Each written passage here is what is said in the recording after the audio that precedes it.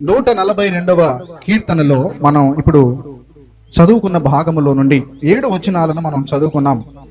ఇక్కడ దావీదు మరి సౌలు దావీదును వెంటాడి చంపాలి అని అనుకున్నప్పుడు ఈ యొక్క దావీదు మరి దేవునికి ఎలుగెత్తి మొరపెట్టినటువంటి మొర ఈ యొక్క 142వ కీర్తన. దావీదు నిజాయితీతో చేసినటువంటి ప్రార్థన, నిజాయితీగా చేసినటువంటి ప్రార్థన. తానేంటో తాను దేవునికి, తనున్న పరిస్థితిని దేవునికి తెలియచెప్పినటువంటి ప్రార్థన. ఈ 142వ కీర్తనలో దావీదు యొక్క హానెస్ట్గా దావీదు దేవుడు ఎలా ప్రార్థన చేస్తున్నాడో మనకి చూపిస్తున్నాడు. ఆయన ఎలా ప్రార్థన చేస్తున్నాడంటే ఫస్ట్ వర్డ్ ఏమన్నాడంటే, నేను ఎలుగెత్తి యెహోవాకు మొరలిడుచున్నాను. ఎందుకు అంత బాధ అతనిలో ఉంది? డేవిడ్ తన జీవిత కాలంలో మనం గమనిస్తే ఒక గొర్రెల కాపరిగా మొదటిగా మనకు పరిచయం తెలుసు. ఒక గొర్రెల కాపరిగా ఉన్నటువంటి తను ఒక బలిష్టమైనటువంటి ఒక శత్రువుని దేవుని నామములో, జీవము కలిగిన దేవుని నామములో ఓడగొట్టాడు. ఆ బలిష్టమైనటువంటి వ్యక్తి పేరు మీ అందరికీ తెలుసు, గొలియాత్. ఫిలిస్తీన్లు అయినటువంటి వారు ఇశ్రాయేలు మీదకి తిరుగుబాటు చేసి వారిని అవమానపరిచి నానా మాటలు అంటున్నప్పుడు దేవుని నామమున ఎదురు తిరిగినటువంటి వ్యక్తి ఈ యొక్క డేవిడ్. కాబట్టి ఈ డేవిడ్ చిన్నపిల్లవాడుగా ఉన్నప్పుడే దేవుని నామాన్ని రుచి చూచినటువంటి వ్యక్తి, దేవుని శక్తిని గ్రహించగలిగిన వ్యక్తి.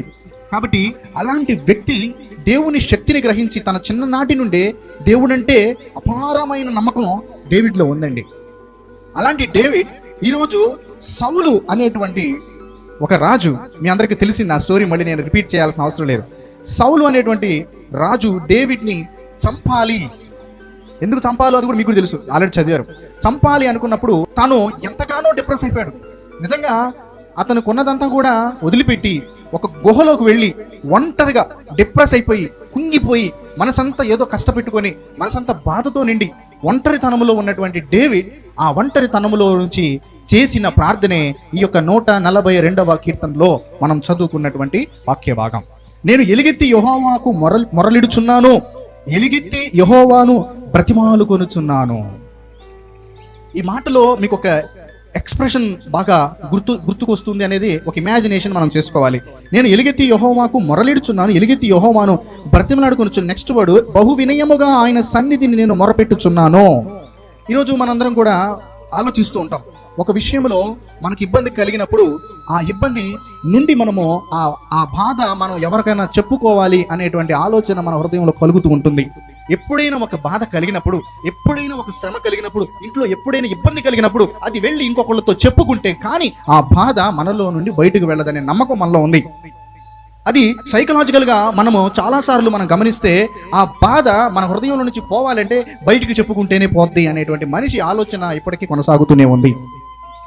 మనలో ఎవరికైనా శ్రమ కలిగినప్పుడు, ఇబ్బంది కలిగినప్పుడు, మనసు కష్టం అనిపించినప్పుడు, తట్టుకోలేని స్థితికి మనం వెళ్ళినప్పుడు ఆ సమయంలో ఎవరైనా ఉంటే బాగుండి చెప్పుకోవడానికి అనిపిస్తుంది. కానీ మనం ఒకటి గమనించాలి, ఇక్కడ ఎప్పుడు కూడా మనకు బాధ కలిగినప్పుడు స్నేహితుల్ని గుర్తు చేసుకుంటాం, ఫోన్లు చేసి చెప్పుకుంటాం, బంధువులు గుర్తు చేసుకుంటాం, లేదా ఊరికి బయలుదేరి వాళ్ళకి చెప్పుకుంటాం.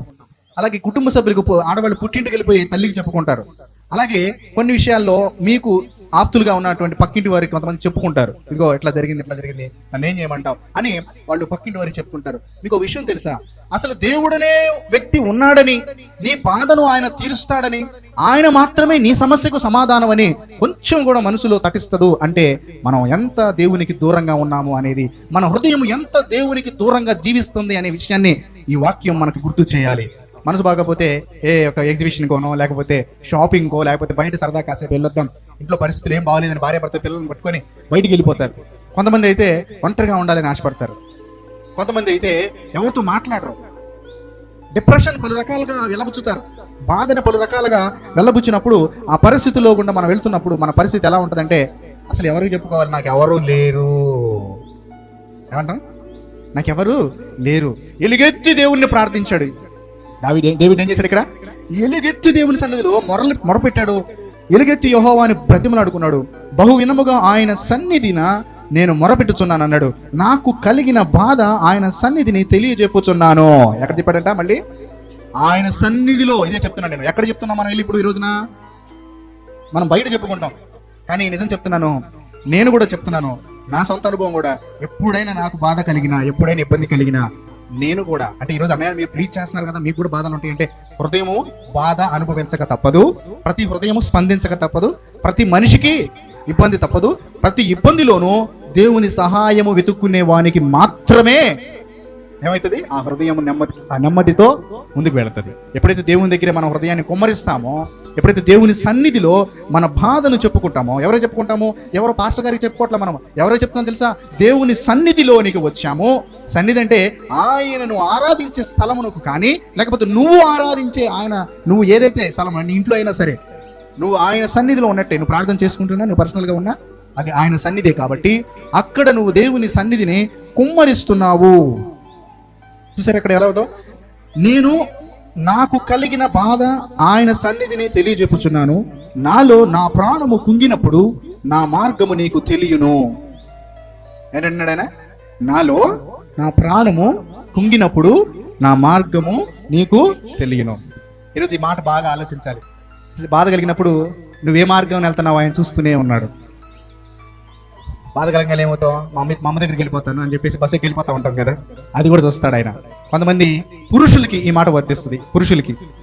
పురుషులకి ఎలా వర్తిస్తుంది అంటే, బాధ కలిగినప్పుడు ఏ మార్గాన్ని ఎత్తుకుంటారు, మందు దారి ఎత్తుకుంటారు. ఎక్కడికి వెళ్ళిపోతారు, మద్యం షాప్కి వెళ్ళిపోతారు, బారుకి వెళ్ళిపోతారు, బారులు తీరి బారుకి వెళ్తారు. ఎక్కడ అనుకుంటారు, మందులో ఉపశమనం ఉంది అని అనుకుంటారు. ఆ మార్గం కూడా ఆయన చూస్తున్నాడు. నువ్వు బాధ కలిగినప్పుడు నువ్వు ఎలా రెస్పాండ్ అవుతావు అనేది దేవుడు గమనిస్తున్నాడు అనే విషయం నువ్వు జాగ్రత్తగా నువ్వు కూడా గమనించాలి.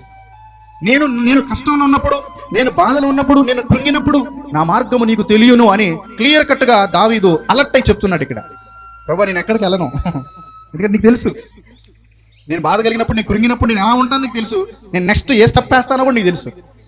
కాబట్టి నేను నీ దగ్గర ఏమి దాయట్లేదు ప్రభా, నా గురించి నేను కృంగినప్పుడు నా పరిస్థితి ఎలా ఉంటాను, నేను ఎలా బిహేవ్ చేస్తాను, నా ఫీలింగ్ ఎలా ఉంటుంది అనేది మొత్తం నీకు తెలుసు ప్రభువా. అందుకే ఆయన ఏమంటున్నాడు చూడండి ప్రభా అంటున్నాడు అక్కడ, నన్ను పట్టుకున్నటకై నేను నడవవలసిన త్రోవలో చాటుగా పగవారు ఉరినొడ్డియుచున్నారు, నా కుడి పక్కకు నిదానించి చూడుము, నా నెరిగిన వాడు ఒకడును నాకు లేకపోయెను, ఆశ్రయం ఏది నాకు కలుగలేదు, నా ఎడల జాలిపడివాడు ఒకడును లేడు. ఏమంటున్నాడు అక్కడ, నన్ను పట్టుకున్నటకై ఏమంటున్నాడు అక్కడ, నన్ను పట్టుకున్నటకై నేను నడవలసిన త్రోవలో చాటుగా పగవారు ఉరినొడ్డిస్తున్నారు. ఉరినొడ్డడం అంటే ఏంటో తెలుసా? ఇప్పుడు మనం చూస్తూ ఉంటాం డిస్కవరీ ఛానల్ కానీ, యానిమల్ నేషనల్ జియోగ్రఫిక్ ఛానల్లో కూడా మనం చూస్తూ ఉంటాం. అక్కడక్కడ ట్రాప్లు పెట్టి వాటిని బంధిస్తూ ఉంటారు. వాటిని కొంతమంది రెస్క్యూ చేస్తారు. మంచి వాళ్ళు, అమ్మో ఇది జంతువు ఏమంటారంటే చంపటం, జంతువుల్ని పాడు చేయటం, మన జీవనానికి కూడా, మన జీవితానికి కూడా హానికరమైన అడవులను సంరక్షించేటువంటి ఒక అడవికి సంబంధించిన అధికారులు, అటవీ అధికారులు అంటారు వాళ్ళని, ఫారెస్ట్ ఆఫీసర్స్ అంటారు. వీళ్ళందరూ ఏం చేస్తారంటే, ఇట్లా దొంగలు వెళ్ళి జంతువులను పట్టుకోవడానికి ట్రాప్స్ పెడతారు. ట్రాప్స్ అంటే ఉరి తాడులు, చిక్కుముడిలో చూసారా, ఆ కాలు అందులో పెడితే చాలా అది మొత్తం ఇరకపోయింది, ముడేస్తుంది మొత్తం. జంతువుకు పాపం తెలియదు, ఏంటి రావట్లేదు అనుకుంటుంది, కాలేసేసి పాపం అందులో ఇరుక్కుంటుంది. లేదా కొంతమంది చేస్తారంటే, ఉరి ఎలా ఉంటుంది కొంతమంది చేసేటువంటి చాలా భయంకరంగా ఉంటుంది. పెద్ద గుంతను వేసి ఆ గుంతలో పెద్ద పెద్ద కత్తులు పెట్టేస్తారు, పైన ఒక చాప లాంటిది పరిచేసి పైన ఆకులు చల్లేస్తారు. పెద్ద గుంత ఉంటుంది అక్కడ, పాపం దాన్ని తెలియక పెద్ద పెద్ద ఏనుగులు, ఎరుగుబంట్లు, సింహాలు విలువైనవి కదా, వాటి యొక్క శరీరము, చర్మాలు విలువైనవి. అందుకని వాటిని ఏం చేస్తారంటే, వాటిని అందులో వేయాలని ఉరి పెడతారు చాటుగా. అవి చూస్తా పెట్టరు. కొంత పక్షులు కూడా పట్టుకుంటారు, చాటుగా వలలు పెట్టి కిందలేస్తారు. పక్షి వచ్చి కింద తినగానే వల పడిపోతుంది నెత్తి మీద. అలా చాలా మనం యూట్యూబ్లోనో లేకపోతే ఎక్కడో చోట మనం చూస్తాం. ఇప్పుడు అంతా టెక్నాలజీ వచ్చేసిన స్క్రీన్ మీద చాలాసేపు మనం టైం అయితే స్పెండ్ చేస్తున్నాం. కాబట్టి ఇక్కడ మనం గమనిస్తే, చాటుగా పగవారు ఉరినొడ్డుచున్నారు, నా కుడి పక్కకు నిదానించి చూడుము. ఏమన్నాడు ఆయన, నా కుడి పక్కకు నిదానించి చూడుము, నన్ను ఎరిగిన వాడు ఒక్కడును లేడయ్యా, నన్ను ఎరిగిన వాడు ఒక్కడును లేడు, నా ఎడల నా ఆశ్రయం ఏది నాకు దొరకలేదు, నా ఎడల జాలి పడువాడు ఒకడును లేడు. అయ్యా నా కుడి పక్కకు చూడండి దేవా, నన్ను ఎరిగిన వాడు ఒకడు లేడు, నాకు ఎవడో తెలియదయ్యా. నేను మహాసూర్యుడిగా గొలియాతును చంపినప్పుడు నేను చాలా మందికి తెలిసాను. అందరూ ఆ రోజు నన్ను ఒక గొప్ప వ్యక్తిగా ఊరేగించారు, ఆనందంతో నన్ను పైకి ఇలా ఎగరేశారు ప్రభు. కానీ ఈరోజు ఇటు చూస్తే, ఒక పక్కకి తిరిగి చూస్తే ఎవ్వరు నాకు తెలిసిన వాళ్ళు ఎవరు లేరయ్యా. చూడండి దావీదు ఎంత డిప్రెస్ అయిపోయాడు చూడండి. డేవిడ్ ఒక మహాభక్తుడు, దేవునికి నచ్చిన వ్యక్తి, దేవుని చేత అభిషేకం పొందుకున్న వ్యక్తి, దేవుని సహాయంతో శత్రువుల్ని సంహరించినటువంటి వ్యక్తి దావీదు ఈరోజు ఎంత డిప్రెషన్లో ఉన్నాడు చూడండి. మనకు కూడా వస్తూ ఉంటాయి. మీరు అనుభవించాలా. ఒక్కోసారి అయ్యా నేను ఎంత ప్రార్థన చేస్తానే, నువ్వు నాకు ఇంత సహాయంగా ఉంటావే ప్రభువా, ఎందుకు నేను ఈ పరిస్థితి గుండా వెళ్తున్నాను, ఎందుకు నేను ఇంత పరిస్థితుల్లో నుంచి నడవాల్సిన పరిస్థితి నాకు ఎందుకు, చూడండి ప్రభు నాకు ఇక్కడ దిక్కు లేదు, నాకు ఎవరు లేరు అని కూడా మనం అనుకుంటాం. నాకు ఆశ్రయమే లేదు. అసలు ఏమన్నాడు దావీదు అక్కడ, ఒక రాజు కోటలో భోంచేయగలిగినటువంటి వ్యక్తి ఈరోజు నాకు ఆశ్రయమే లేదు, ఈ బండగాళ్ళ గుహ, ఈ కొండ గుహ నాకు ఆశ్రయమైంది, ఇక్కడ దాక్కున్నాను నేను. ఎందుకంటే నేను బయటికి వెళ్తే నా మీద ఉరి ఆల్రెడీ సెట్ చేశారు, నేను ఒక్క అడుగు బయటికి వేస్తే నన్ను వేసేయటానికి రెడీగా ఉన్నారు. కాబట్టి ప్రభువా నాకు ఏదయ్యా, నా కుడి పక్క నాకు తెలిసిన వాళ్ళు లేరు, నాకు ఇక్కడ ఆశ్రయం లేదు, అసలు నా మీద జాలి పడే వాళ్ళు ఎవరు లేరు. బిడ్డలారా, మీ అందరికి ఒక మాట చెప్తాను, నాకు చాలా మంది ఉన్నారు, నా వాళ్ళు చాలా మంది ఉన్నారు, నేను పిలిస్తే, నేను ఫోన్ చేస్తే నాకు రెస్పాండ్ అయ్యేవాళ్ళు చాలా మంది ఉన్నారు అని అనుకునే వాళ్ళకి ఈ వాక్యం. దావీదేమో ఒంటరితనంలో చెప్తున్నాడు, కానీ ఈరోజు మన అందరూ ఉండి కూడా ఒంటరిగా బ్రతుకుతున్నాం అనేది నిజం. నీకు నీ వాళ్ళు ఎవరు, నీ వాళ్ళు ఎవరు బయట వాళ్ళు అంటే ఈరోజు ఒకటే మాట చెప్తున్నాను, నీవు అందరూ ఉన్న ఒంటరివి. నీకు ఇబ్బంది కలిగినప్పుడు ఎవరైనా నీకు మీద జాలి పడుతున్నారా? అసలు జాలి పడే వాళ్ళు ఉన్నారండి ఈ రోజులు? ఎవరైనా జాలి పడుతున్నారా మనం చూసి? లేదు. ఎందుకంటే దిస్ ఈస్ ద ట్రూత్, ఇదే నిజం. మన మీద జాలి పడే వాళ్ళు ఎవరూ లేరు.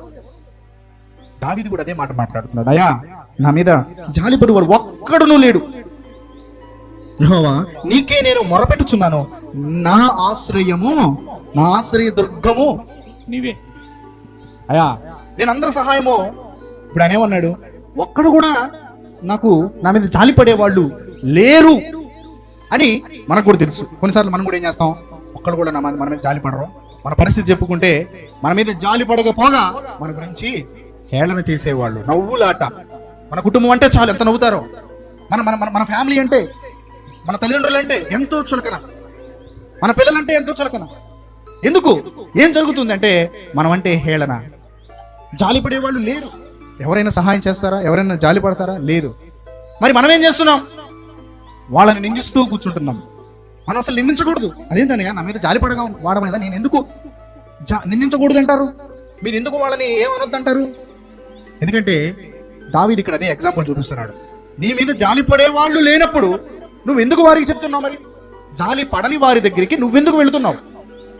జాలి పడని వారి దగ్గరికి వెళ్ళి నువ్వెందుకు నీ బాధ చెప్పుకుంటున్నావు?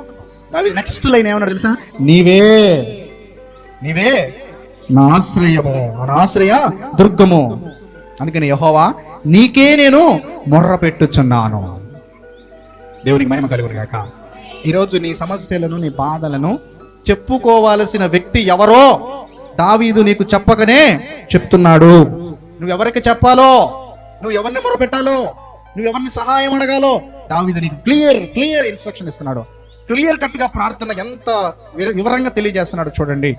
సజీవులున్న భూమి మీద నా స్వాస్థ్యము నీవే అని అనుకుంటే, నీ అబ్బాయి ఎంత గొప్ప మాట అన్నాడు. అన్న ఏందన్నా ఇందులో ఏం గొప్ప మాట, మాకు అర్థం కావట్లేదు, ఎక్స్ప్లెయిన్ చేయండి అంటారు. చేస్తా ఖచ్చితంగా. ఈరోజు మనం భూమి మీద మనకి ఏమైనా ఉందంటే ఏం చెప్తాం? నా పిల్లలు ఉన్నారు, నా భర్త ఉన్నాడు, నాకు బ్యాంక్ అకౌంట్లో ఇంత డబ్బులు ఉన్నాయి, నాకు ఇంత బంగారం ఉంది, మా ఊర్లో పొలం ఉంది, మాకింత ఆస్తి ఉంది, లేదా మాకింత మంచి ఇల్లు ఉంది, మాకున్న దాంట్లో మేము హ్యాపీగా చేస్తున్నాము, మాకున్నది ఇది అని చెప్తాం.